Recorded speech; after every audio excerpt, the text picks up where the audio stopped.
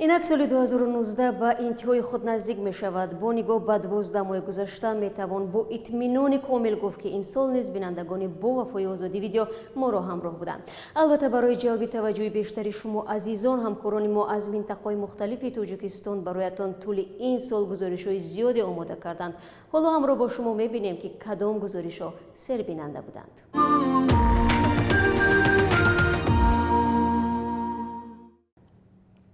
روزگاری زنی که با یک قسم شوهرش تلخ شد از مطلب‌هایی بود که نتوانست کاربران آزادی ویدیو را در کنار بگذارد.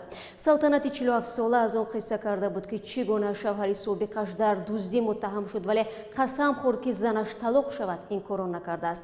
بعداً کارمندان پلیس او را دستگیر کردند و او گناهش اثبات شد. سرگذشت دردناک قهرمان گزارش زرانگیز نوروز و براد یوسفی را بیش از 400,000 نفر تماشا کردند.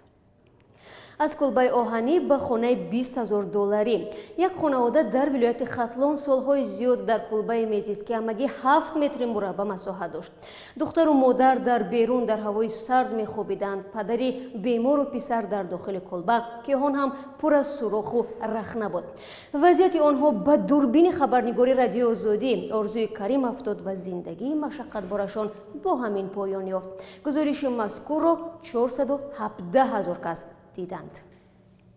برنامه خبری رادیو آزادی از روز 28 ایون نیز تماشابین بود. دقیق‌ترش گزارش‌های این برنامه که درباره چرخه دومی راغون، ملاقات رهبران امریکا و روسیه، نگرانی از لغو حق کاری خبرنگاری رادیو آزادی و حال نظرکرده‌های پرزیدنت قصه می‌کرد، توانست دقت 450,000 نفر را جلب کند.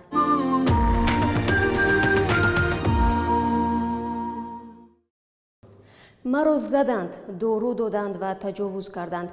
دعوای جوانزن 25 ساله ساکن ناحیه وخش که ماه سپتامبر امسال نشر شد در شبکه‌های اجتماعی واکنش‌های تند را به بار آورد. مادر دو فرزند در نامه شکایتیش به دوستانه کل ادعا کرد که در شعبه میلیسه ناحیه شکنجه و تجاوز شده است.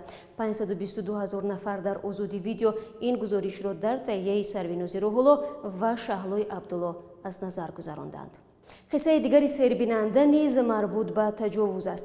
دقیق‌ترش درباره آنکه چگونه تجاوز به ناموس در 14 سالگی یک جوان دختر توجیک را انگشت نمای مردم آدمگریز و گوشه‌نشین کرد و به یک دختر ناامید تبدیل داد. گزارش درباره سیوره کامل و را 730,000 نفر دیدند. صبح بر وقت روز 31 دکبر سال 2018 لحظه هایی که بسیاری ها در روسیه به پیشواز سال نو آماده می شدند احتمالاً بر اثر ترکیش گاز یک بینای استقامتی دهوشانه در شهر ماگنیتوگورسک روسیه سرازیر شد. از جمله 4 قربانی این حادثه عضو یک عائله، همسر و 3 فرزند شهرت الفاتف بودند. 3 گزارش مربوط به این فوجیه را در مجموع 2 میلیون تماشابین آزادی ویدیو دید.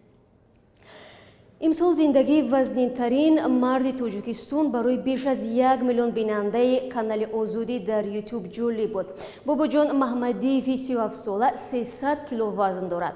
بعضی از همدیگان او در گزارش محمود رحمتزاده گفتند که اگر او در یک کشور اروپایی میشد از امتیازهای زیاد برخوردار میگردید. و نهایتاً رسیدیم به گزارشی که از همه بیشتر بیننده داشت. ملکه صاحب نظر و در ماه مارس از سوی دوست پسرش شدیداً لطوکوب شد. این صحنه را شاهدان ثبت کردند و در اساس آن معشوق ملکه در کرسی عیبداری نشست. حتی از خودگذری ملکه کمک نکرد و دادگاه خورشید عزیزف را برای 8 ماه از آزادی محروم کرد. قصه لیلی و مجنون معاصر را در مجموع نزدیک 1,300,000 نفر تماشا کردند. اما با این همه جایز به تاکید است که نظر به 1 سال پیش ما در آزادی ویدیو گزارش‌های کمتر نشر کردیم، زیرا بیشتری همکاران ما اجازه فعالیت را از سوی وزارت کارهای خارجه تاجیکستان دریافت نکردند و نتوانستند مثل 1 سال پیش حادثه‌های مهم را از مناطق سرخبر انعکاس کنند. به هر صورت ما خوشبین هستیم و باوری داریم در سال نو که همگی چند روزی بعد فرا می‌رسد در هر وضعیت شما با رادیوی آزادی خواهید ماند. سال نوتان مبارک.